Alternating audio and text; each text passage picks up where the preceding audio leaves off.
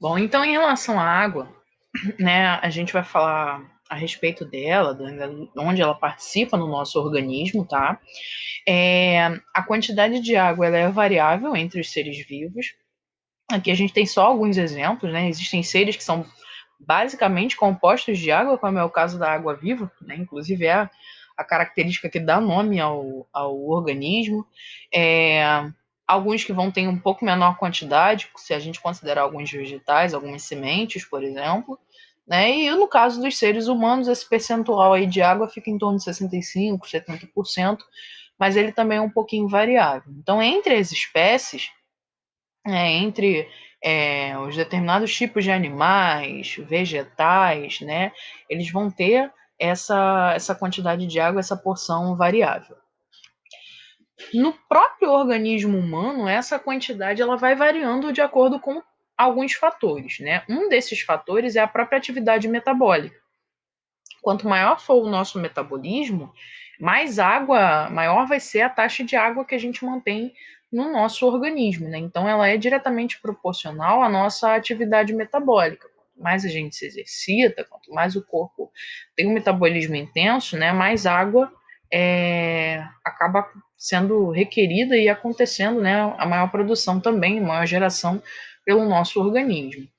E pegando esse gancho da atividade metabólica, isso sofre ou gera influência também na questão da idade. Porque a gente tem o seguinte, ó. Num recém-nascido até os 2 anos de idade, numa criança, né, de recém-nascido até 2 anos de idade, essa quantidade média de água ela está em torno de 75 a 80% do corpo dessa criança. De 2 a 5 anos, isso já vai diminuindo de 70 a 75%. E aí, ó, 5 a 10 anos, de 65 a 70, 10 a 15, de 63 a 65, 15 a 20 já cai mais um pouquinho, de 20 a 40 sofre mais uma queda, 40 a 60 anos, né, de 50 a 58%. E os idosos, né, 60 anos ou mais, isso tem mais ou menos 50%. Então ela vem, ó, de cerca de 80% na infância até cerca de 50% na terceira idade. O que muda daqui para cá?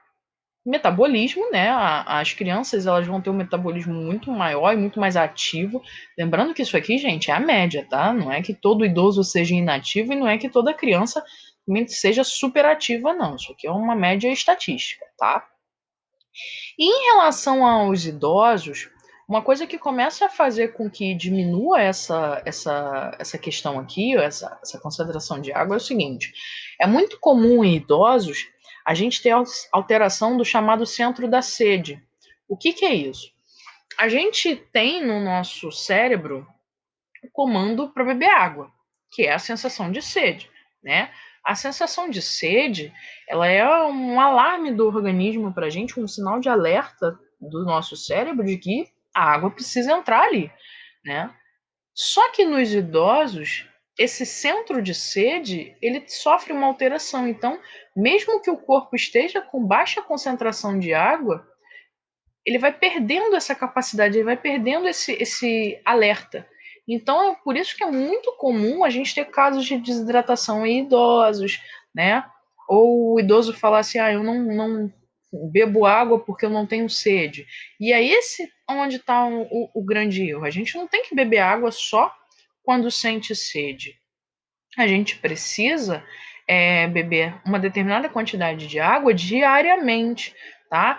E uma outra coisa também, tem gente que às vezes confunde e acha que eu tenho que beber 2 litros de água por dia, é como se você estivesse virando uma garrafa PET de uma vez só.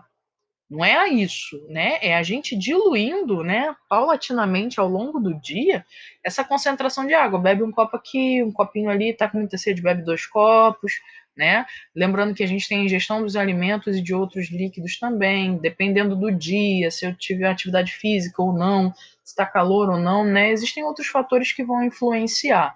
Mas o fato é que a gente não deve beber água só quando a gente sede. A gente deve beber uma quantidade adequada para o nosso organismo e não esperar a sede vir. Porque se a gente sofrer qualquer tipo de alteração do centro da sede, o nosso corpo pode estar sofrendo dano sem que a gente perceba, tá?